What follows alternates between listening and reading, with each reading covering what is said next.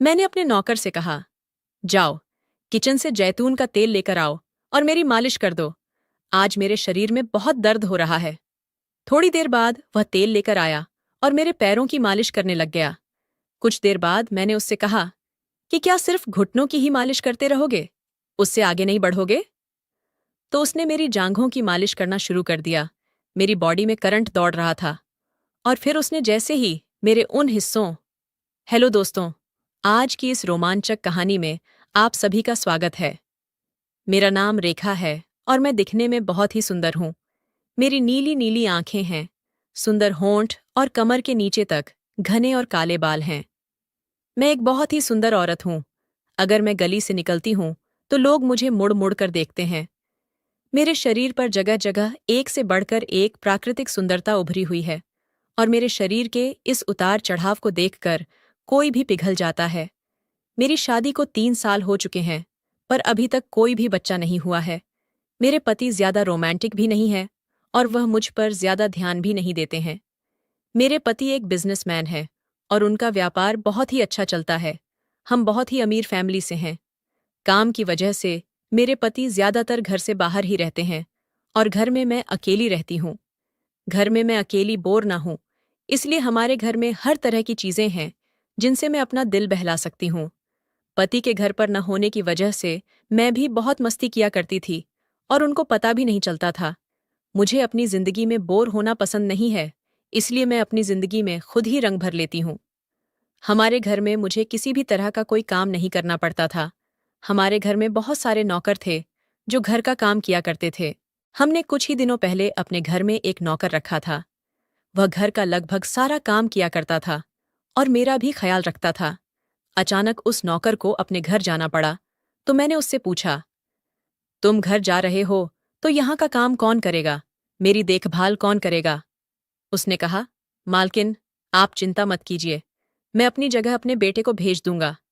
मैंने पूछा, तुम्हारे बेटे को घर का काम करना आता है क्या? वह बोला, मालकिन, आप चिंता मत कीजिए, वह सब संभाल लेगा। मेरा बेटा बहुत अच्छे से काम करता है। गर्मियों की छुट्टियों में उसका बेटा गांव से हमारे घर आ गया। वह लड़का हमारे घर के लगभग सारे काम करता था, जैसे कि झाड़ू लगाना, बर्तन धोना या कोई भी दूसरा काम जो मैं उसको बता देती थी।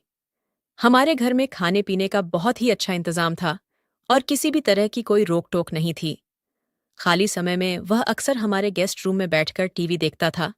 मैं भी उसको किसी बात के लिए नहीं टोकती थी, क्योंकि मुझे पता था वह बहुत ही मन लगाकर काम कर रहा है। मैं अक्सर पार्टियां किया करती थी। एक बार की बात है कि मैं एक पार्टी से बहुत देर में वापस आई और दूसरे दिन दोपहर के 2 बजे तक सोती रही। मेरे कमरे के पर्दे बंद थे, इसलिए मुझे समझ ही नहीं आ रहा था कि सुबह हो रही है या शाम हो रही है।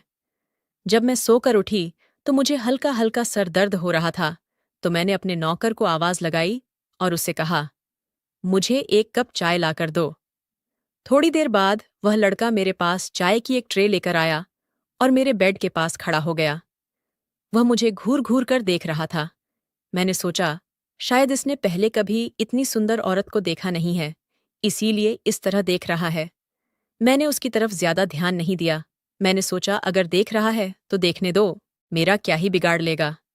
मैं चाय पीने लगी, पर वह लड़का मेरे पास ही खड़ा रहा और मुझे उसी तरह देख रहा था। थोड़ी देर बाद मैंने उससे पूछा, क्या हुआ? तुमको कोई दिक्कत है क्या? उसने कहा, नहीं मालकिन। तो मैंने कहा, फिर यहाँ खड़े होकर क्या कर रहे हो?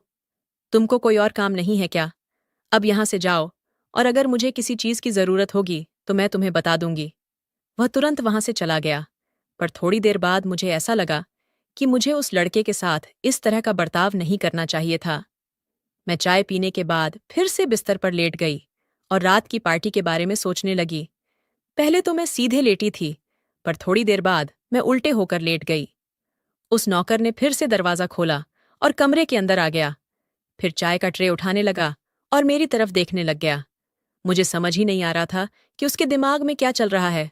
वह मेरी तरफ ऐसे क्यों देख रहा है? मैंने जैसे ही उसके चेहरे की तरफ देखा तो मुझे समझ आ गया था कि वह मेरी तरफ ऐसे क्यों देख रहा है, और अब मैं भी इस तरह लेट गई थी कि वह मुझे अच्छे से देख सके। मैं अपने पति से काफी दिनों से दूर थी और मेरी भी अपनी कुछ जरूरतें थीं जो पूरी ही नहीं हो पाती थीं। इसलिए मैंने सोचा कि क्यों ना मैं इस नौकर को अपने जाल में फंसा लूं। मेरी सारी ज़रूरतें भी पूरी होती रहेगी और घर की बात घर में ही रहेगी। फिर मैं उसे जानबूझकर वहीं सारे काम देती थी जो मेरे आसपास होते थे। मैं उसे ज़्यादा से ज़्यादा अपने पास रखने की कोशिश करती थी। एक दिन मैंने उसे अपने कमरे की सफाई करने को कहा, तो वह बोला कि मालकिन, मैं आपके कमरे की सफाई पहले ही कर चुका हूं। मैंने उसे चिढ़ाते हुए कहा, क्या तुम सच में सफाई कर चुके हो? पर मुझे तो अपना कमरा देखकर ऐसा नहीं लग रहा है कि तुम सफाई कर चुके हो। देखो, इन सब चीजों पर कितनी धूल टिकी हुई है। जाओ, दोबारा से सफाई करो। फिर वह चला गया और कुछ देर बाद सफाई का सारा सामान लेकर वापस मेरे कमरे में आया। मैं टीवी देखने लग गई, लेकिन मेरा पूरा ध्यान उसी की तरफ था। मैं जानना चाहती थी कि उसके मन में मेरे लिए क्या चल रहा है। वह मेरी तरह ऐसे क्यों देखता है? मैंने उससे पूछा, तुम गांव में क्या करते हो? तो वह बोला, मालकिन, मैं गांव के बच्चों को फ्री में पढ़ाता हूं और थोड़ी बहुत पहलवानी भी करता हूं। मैंने उससे मजाक करते हुए कहा, तुम्हारे शरीर को देखकर तो नहीं लगता है कि तुम पहलवान हो। वह भी मजाक के मूड में आ गया था। वह बोला, मालकिन, अगर आप मौका दोगी तो आपको जरूर दिखाऊंगा कि मैं पहलवान हूं या नहीं। मैंने कहा, क्या तुम्हें मसाज करना आता है? क्या तुम मेरी मसाज कर सकते हो? वह बोला, हाँ, मैं बहुत अच्छे से मसाज कर लेता हूं। अगर आपको मसाज करवानी हो तो आप बता सकती हो।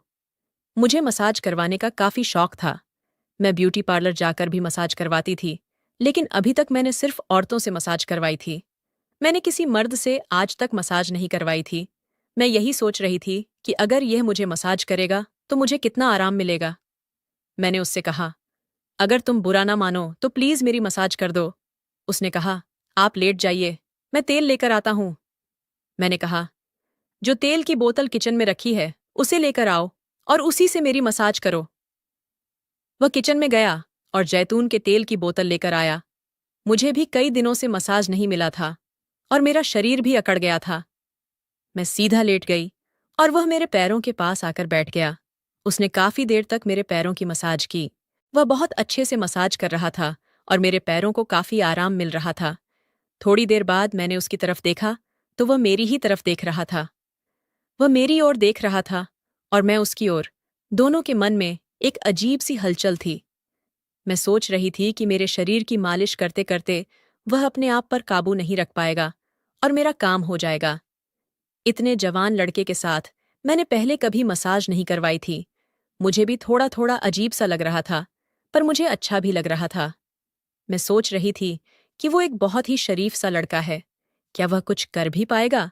और वो सोच रहा था कि वह कैसे अपनी मालकिन को हाथ लगाए, और अगर उसका हाथ किसी गलत जगह लग गया तो फिर क्या होगा। कुछ देर तक हम दोनों ऐसे ही एक दूसरे को देखते रहे। थोड़ी देर बाद मैंने ही अपना पैर उठाकर उसकी गोद में रख दिया और कहा, अच्छे से मालिश करो। तुम किसी भी बात की चिंता मत करो, तुम बस मालिश पर ध्यान दो। उसने अपने हाथों में तेल लिया और धीरे धीरे मेरे पैरों की मालिश करने लगा। मैंने मजाक करते हुए कहा, क्या तुम्हारे शरीर में बस इतना ही दम है? तुम इतना हल्के हल्के मसाज क्यों कर रहे हो? उसने कहा, आप एक औरत हैं और आपका शरीर पहले से ही बहुत नरम और मुलायम है, इसलिए मैं धीरे धीरे मलिक पर रहा हूं ताकि आपको चोट ना लग जाए। मैंने कहा, तुम इस बात की चिंता मत करो और जोर जोर से मालिश करो। उसने पहले मेरी ओर हैरानी से देखा और फिर मुस्कुराने लगा। उसने अपने हाथों पर तेल लगाया और मेरे घुटनों की मसाज करने लग गया। उसकी मालिश से ऐसा लग रहा था मानो उसके हाथों में कोई जादू हो। मेरे पैरों में करंट सा दौड़ रहा था और शायद उसे भी यह महसूस हुआ होगा। मैंने कहा, क्या तुम बस घुटनों तक ही मालिश करोगे? उसके आगे नहीं जाओगे? फिर उसने अपने हाथों पर तेल लिया और मेरी जांघों की मालिश करने लग गया। जब वह मेरी जांघों की मालिश कर रहा था तो उसके हाथ मेरे उन हिस्सों को भी छू रहे थे। जब उसने मेरे उन हिस्सों को मजाक करना शुरू किया तो उसके कांपते हाथ मुझे साफ महसूस हो रहे थे। वह बहुत डरते हुए मालिश कर रहा था। उस समय मुझे ऐसा लग रहा था जैसे कि मैं 7वें आसमान पर पहुंच चुकी हूं। मसाज करते करते 1 घंटे से ज्यादा हो चुका था। थोड़ी देर बाद वह मुझसे बोला, मालकिन, आप बहुत सुंदर हो और आप बहुत अच्छी भी हो, लेकिन आप दिल की बहुत भोली हो। कल मेरे पापा फिर से काम पर आ जाएंगे और मैं गांव वापस लौट जाऊंगा, पर मैं आपको बहुत याद करूंगा। मैं उसकी ये बात सुनकर बहुत दुखी हो गई थी। मैंने उससे कहा, तुमने मुझे पहले क्यों नहीं बताया कि तुम चले जाओगे? उसने कहा, मालकिन मैं पहले बताकर भी क्या करता। मैं बस आपसे इतना कहना चाहता हूं कि आप अपनी जिंदगी में खुश रहो। मैंने कभी कभी महसूस किया है कि आप बहुत उदास हो जाती हो और उसी उदासी को खत्म करने के लिए आप पार्टियों का सहारा लेती हो। आप मालिक से बात कीजिए और अपने खराब रिश्ते को सुधारने की कोशिश कीजिए। अगर आज मेरी जगह कोई और होता तो वो आपका फायदा भी उठा सकता था, पर मैंने ऐसा नहीं किया। मैं औरतों की इज्जत करता हूँ और आपकी भी उतनी ही इज्जत करता हूँ। और इतना कहकर वह चला गया। मैं उसके जाने से काफी दुखी हो गई थी, पर मैं कर भी क्या सकती थी। मैंने धीरे धीरे अपने पति के साथ रिश्ते ठीक किए। मैंने उनसे साफ साफ कह दिया था कि आप मुझे वक्त दिया करिए, मैं आपके बिना बहुत अकेली हो जाती हूँ। मेरे पति भी मेरी बात समझ चुके थे। उनको भी समझ आ गया था कि मेरी भी कुछ जरूरतें हैं जो उनको पूरी करनी चाहिए। कमेंट करके जरूर बताइएगा कि आपको ये कहानी कैसी लगी। अगर आपको ये कहानी पसंद आई हो तो इसे लाइक करें और अपने दोस्तों के साथ भी शेयर करें। आगे भी ऐसी रोमांचक कहानियों के लिए हमारे चैनल को सब्सक्राइब करें और बेल आइकन दबाना ना भूलें।